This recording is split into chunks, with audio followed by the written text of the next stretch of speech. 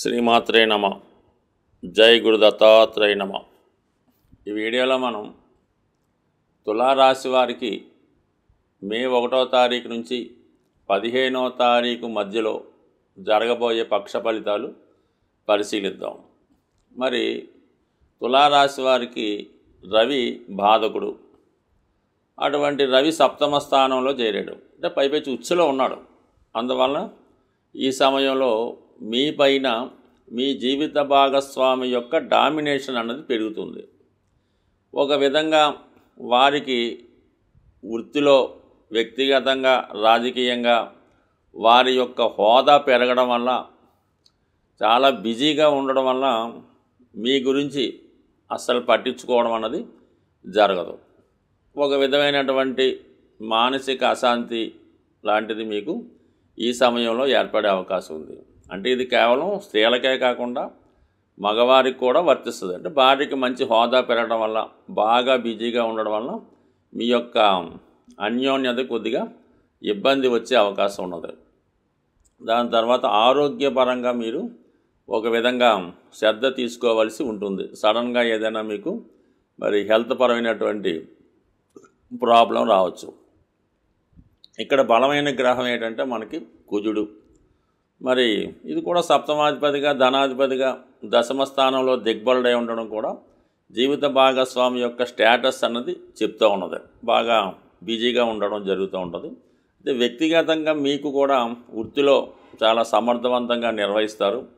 అలాగే ఎటువంటి సమస్యలున్నా మీ వృత్తిలో మీపై ఎవరు పెద్దరికం చేయాలన్నా వారిని తప్పించి మీకు మీరే స్వతంత్ర నిర్ణయాలు తీసుకొని మీ వృత్తిని మీరు నిర్ణయించుకోవడం జరుగుతుంది. అలాగే దాన్ని పర్ఫెక్ట్గా చేయడం కూడా జరుగుతూ ఉంటుంది.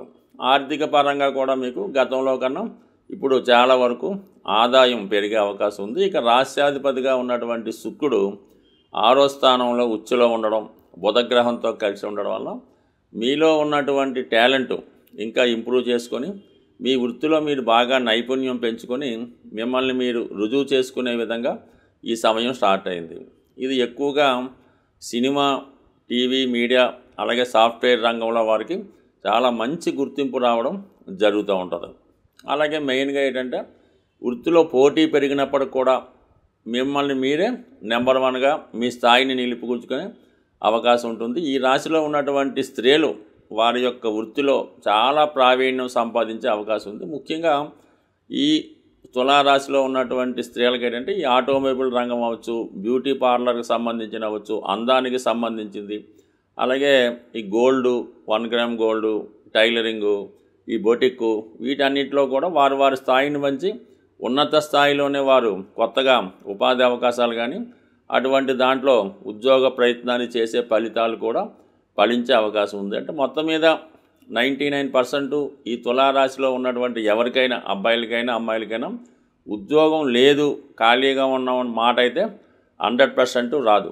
అయితే కొంతమంది ఈ రాశిలో ఉన్న వాళ్ళు బాగా లగ్జరీకి అలవాటు పడి పెద్దలు సంపాదించిన ధనాన్ని బాగా ఎంజాయ్ చేస్తూ ఉంటారు. అటువంటి వారు ఉద్యోగం ప్రయత్నం చేయకపోతే వాళ్ళు హ్యాపీగా కాలక్షేపం చేయొచ్చు. కానీ ప్రయత్నం చేస్తున్న ప్రతి ఒక్కరికి కూడా కంపల్సరిగా ఉపాధి అవకాశాలు లభిస్తాయి. ఇక దాని తర్వాత ముఖ్యంగా మనకి శని భగవానుడు ఇప్పుడు 5వ స్థానంలోకి రావడం జరిగింది.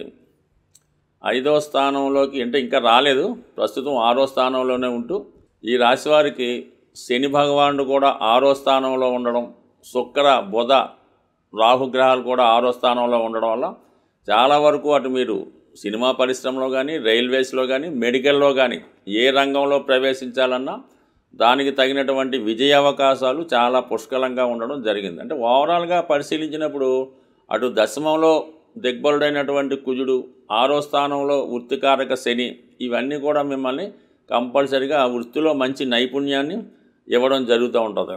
అయితే ఇప్పుడు ఉన్నటువంటి ఈ పరిస్థితి అంటే మే 1వ తారీఖు నుంచి ఏర్పడిన పరిస్థితి ఏంటంటే గ్రహాలన్నీ కూడా ఇంచుమించుగా రాహు కేతువుల మధ్య ఉండిపోవడం జరిగింది. ముఖ్యంగా 6వ స్థానంలో ప్రారంభమైనటువంటి ఈ శని, రాహు, బుధ, శుక్ల కలయిక 12వ స్థానంలో ఉన్నటువంటి కేతు వరకు ఉండడం వల్ల అతి కష్టం మీద మీ ప్రయత్నాలు నెరవేరడం జరుగుతుంటుంది. కాబట్టి 1-2 సార్లు అంటే ప్రారంభంలో ఒక ఫెయిల్యూర్ వచ్చినా, అడ్డంకి వచ్చినా దాన్ని అధిగమించి ఇంకొకసారి మీరు ప్రయత్నం చేయడం వల్ల సక్సెస్ మాత్రం షూర్గా వస్తుంది. కానీ రిపీటెడ్గా ప్రయత్నం కంపల్సరీగా చేయవలసి ఉంటుంది.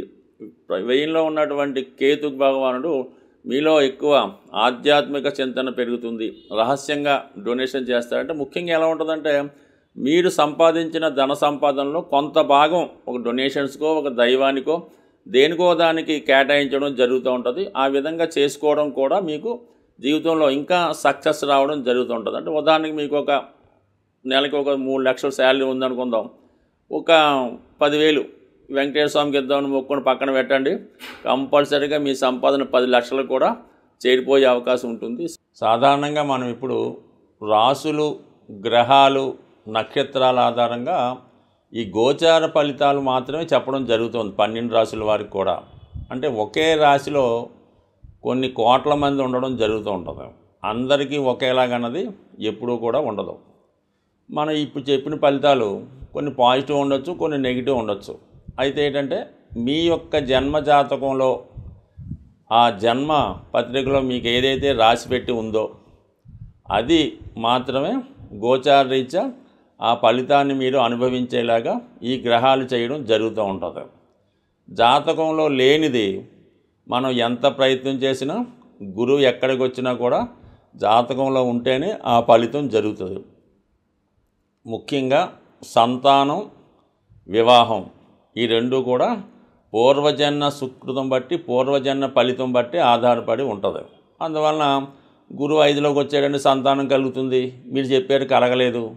సప్తమంలో గురువు వచ్చాడు వివాహం వద్దన్నా రావలేదు అంటే కుదరదు. ఎందుకంటే మీ జన్మపత్రికలో మీరు పుట్టినప్పుడు ఆ బ్రహ్మదేవుడు మీ జీవితంలో వివాహం రాసిపెట్టి ఉంటే వివాహం జరుగుతుంది, సంతానం రాసిపెట్టి ఉంటే సంతానం జరుగుతుంది. ఈ రెండూ లేకుండా జరగలేదంటే కాదు. అందుకని మీరు మీ యొక్క జాతకాన్ని ఇంకా క్షుణ్ణంగా డీటెయిల్గా తెలుసుకోవాలంటే మీరు మీ యొక్క డేట్ ఆఫ్ బర్త్ టైం ఉంటే మీకు తెలిసినటువంటి జ్యోతిష్కుడు, అంటే ముఖ్యంగా ఎప్పుడూ కూడా మీ కుటుంబం ఒక ఫ్యామిలీలాగా, ఒక ఫ్యామిలీకి ఎలాగ డాక్టర్ ఉంటాడో ఒక ఫ్యామిలీ జ్యోతిష్కుడు ఉంటే వారి దగ్గర చూపించుకుంటే మీకు ఇంకా మంచి ఫలితాలు క్లారిటీగా రావడం జరుగుతూ ఉంటుంది. అంటే మీ యొక్క జన్మజాతకం కేవలం మీ బట్టే కాకుండా మీ భార్య, మీ తల్లిదండ్రులు, మీ తోడబుట్టినవారు, మీ యొక్క సంతానాన్ని బట్టి కూడా మీ జాతకంలో ఉన్నటువంటి గ్రహస్థితులు అప్పటికప్పుడు కొన్ని ప్లస్ మైనస్ కూడా ఇస్తుంటాయి. కాబట్టి మీ యొక్క జన్మజాతకాన్ని పూర్తిగా తెలుసున్న మంచి జ్యోతిష్కుడి దగ్గర చూపించుకొని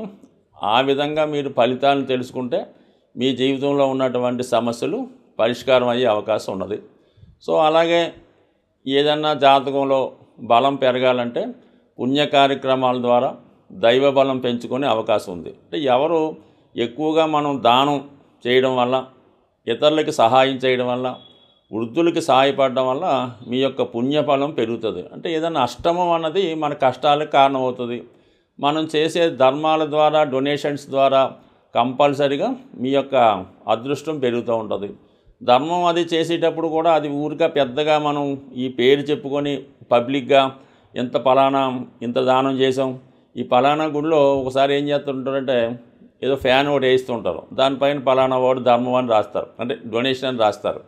అలా చేయడం వల్ల ఇంకా ఎక్కువ పాపం కలిగే అవకాశం ఉంది. భగవంతుడు మనకి ఇచ్చాడు, భగవంతుడే మన ద్వారా చేయించుకుంటాడు, కానీ మనం భగవంతుడికి ఇవ్వడం అనేది ఎక్కడన్నా హాస్యాస్పదం. కాబట్టి అటువంటి ప్రయత్నాలు చేయకుండా సాధ్యమైనంత వరకు మీ యొక్క తాహతను బట్టి, మీ యొక్క స్థాయిని బట్టి కూడా ధర్మం చేయవలసి ఉంటుంది. లేనివాడు ₹1 ధర్మం చేసినా అది అతడి ఖాతాలో ధర్మ ఫలితం కలుగుతుంది.